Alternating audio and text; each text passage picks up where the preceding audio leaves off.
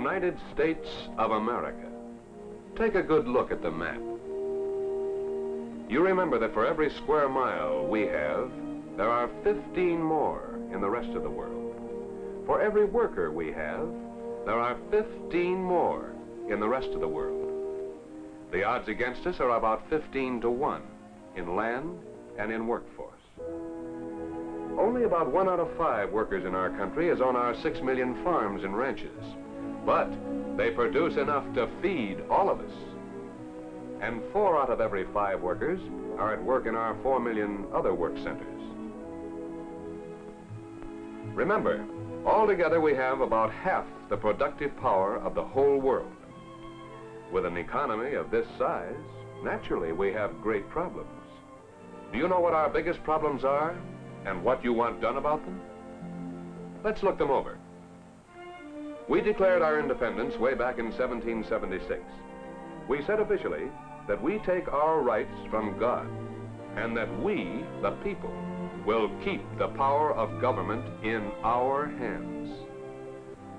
The main purpose of our limited government is to secure our rights. While we have amended our Constitution many times, we have not changed that purpose. Do you think we should? Do you think we should change the democracy of our republic for the dictatorship of a regimented state? Do you think you'd be better off with unlimited government by fear and force? In other words, should government be the servant or the master of the people? So far, you have a free choice. But do you care? Does it make a difference to you? Of course it does. The difference is so big that you have to live it to really appreciate it. The people down there aren't so different from other people around the world, but they have something that's hard to get and easy to lose, and they have it right in their own hands, the great gift of freedom. We all want a better world. We want all we can get. Why not? That's the #1 problem of every living human being in the world. And there are always only 3 things to work with. The first thing is natural resources, the land, the soil, and everything underneath it and on top of it. The second thing is manpower, our own brains and muscles. The third thing is tools. That's all there is. Nature, manpower, and tools. How you live depends on how we manage those 3 things. For instance, the American Indian have the same chance we have at our natural resources. Same soil, and underneath it the same iron ore, coal, oil, gas. All the rest of it, including all that we've used. He had some tools, but they weren't very good. And this is the important difference.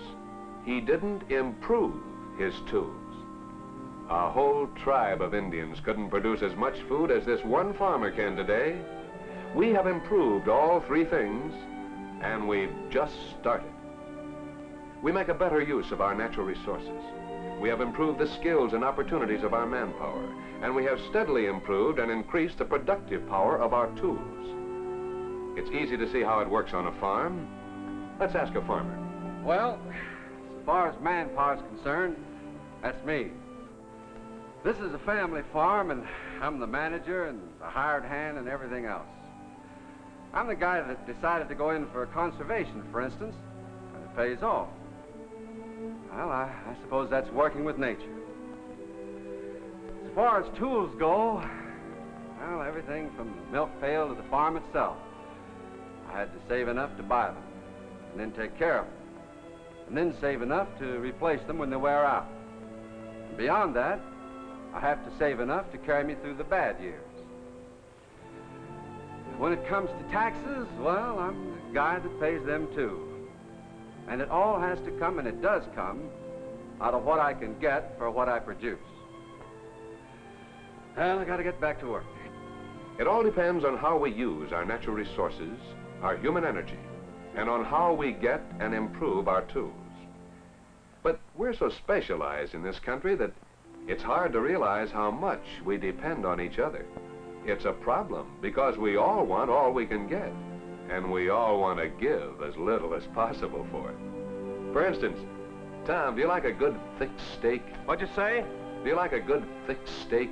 Sure, I like a good steak. Would you like steaks to be bigger and juicier and thicker and cheaper? You can say that again. How about it? Now, wait a minute. I raise beef cattle. You want as much as you can get for them, don't you? But don't you? How about refrigerators or farm equipment? Would you like to have better equipment all the way around and cheaper?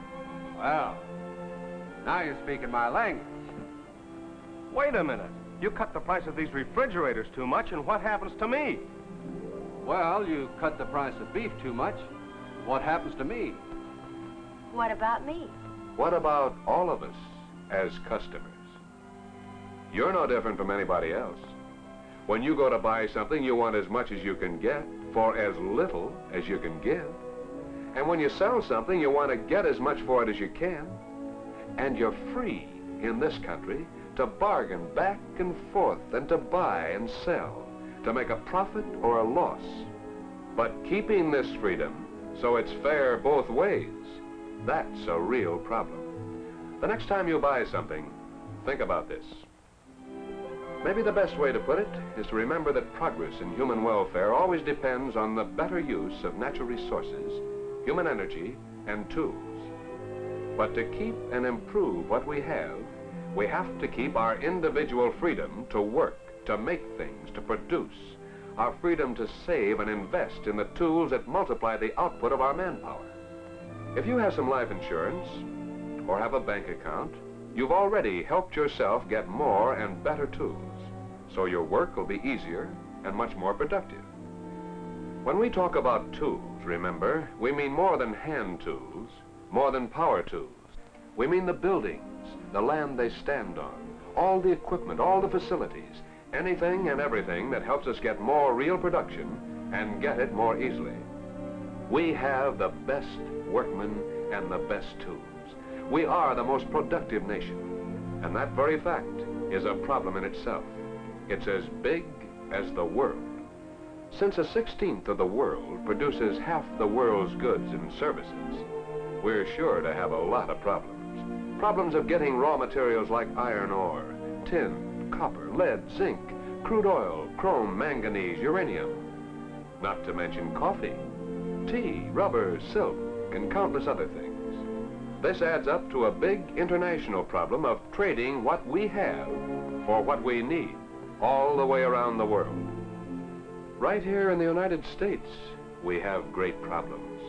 Not only of steady employment, steady production, of food, shelter, and comforts, but don't forget that the answer to these problems depends on what happens to our 10 million workplaces, where we're free to make an individual decision, to try out a new idea, a new product, to make a profit or a loss. 10 million places with freedom of choice, so successful that we double our standard of living every generation. We have the problem of keeping what we have and improving it, or giving some small group an unlimited power and letting them tell us where and how we can live, work, speak, or worship. To protect us, we have the secret ballot. Nobody can look over your shoulder when you vote. When you step behind that curtain and write out your own personal choice, you're alone with your conscience and your God. If you have any doubt about how good all this is, think of the rest of the world. Look back at what we have from over there. Take Ellis Island, for example.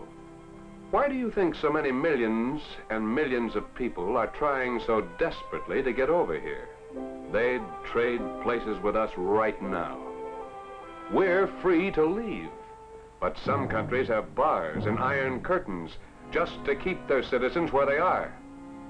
That tells us something about this country and other countries. We have great problems. The problem of war and the problem of peace. The problem of keeping and improving what we have. Some people would like to change what we have. How do you feel about the purpose of our government? Do you want limited government by law and government with our consent? Government which preserves our real freedoms? Or do you want some other kind of government? even unlimited total government where no man is free. Men made what we have. Men can change or destroy it. The way we meet our problems today may in the not too distant future decide between a dictatorship or a democracy. It's in our hands. We still have a free choice. And while we still have a free choice, let's talk about it and what it means to you.